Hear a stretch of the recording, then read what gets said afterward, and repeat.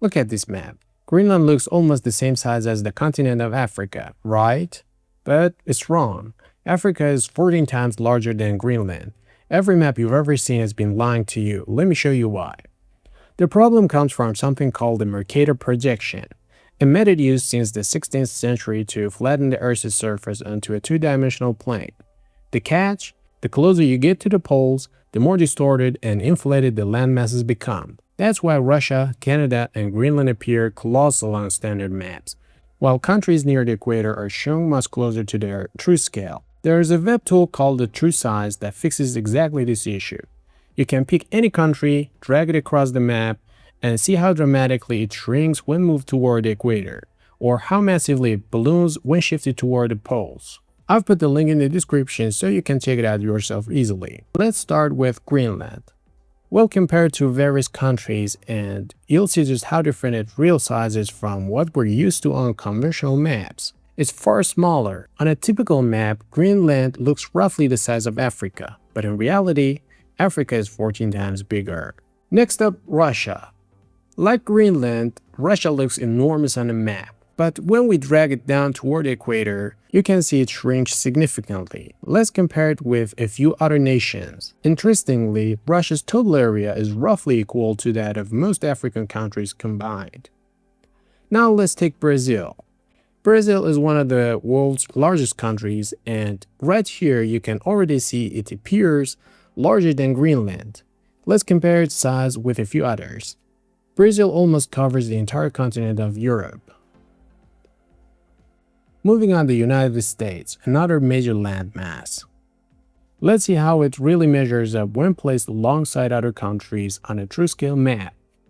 As you can see, here's what the US actually looks like near the equator in comparison to others.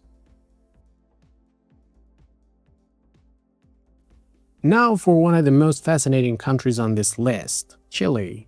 As you can see, Chile is incredibly elongated, so long, in fact, that its length spans several countries. To make it even more interesting, let's compare its length to Europe.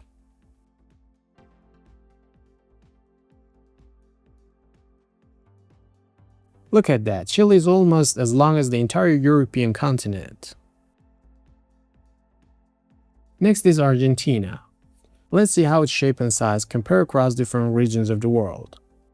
When we drag it up toward the North Pole, it becomes comparable in size to Greenland, but near the equator, its scale tells a very different story. But before we wrap it up, let me show you another cool feature of this site. By selecting any country, you can view its population.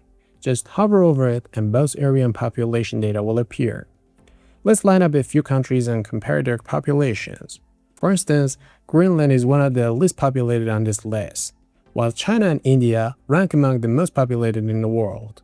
And this isn't just a fun little game. Map projections shape how we perceive the world, politically, culturally, and even through the media. Countries near the equator, many of which are developing nations, are consistently shown smaller than they really are, while northern countries are exaggerated in size. This can subtly influence the importance we unconsciously assign to different regions. So next time you see a world map, remember, what you see isn't always the whole truth. If you're interested in learning about maps, projections, and spatial analysis, make sure to stick around on this channel. I'll put the True Size link in the description, so try it out yourself and drop a comment letting me know which comparison shocked you the most. If you enjoyed this video, I'd really appreciate it if you hit the like button and subscribe to the channel for more content like this. Until the next one, take care.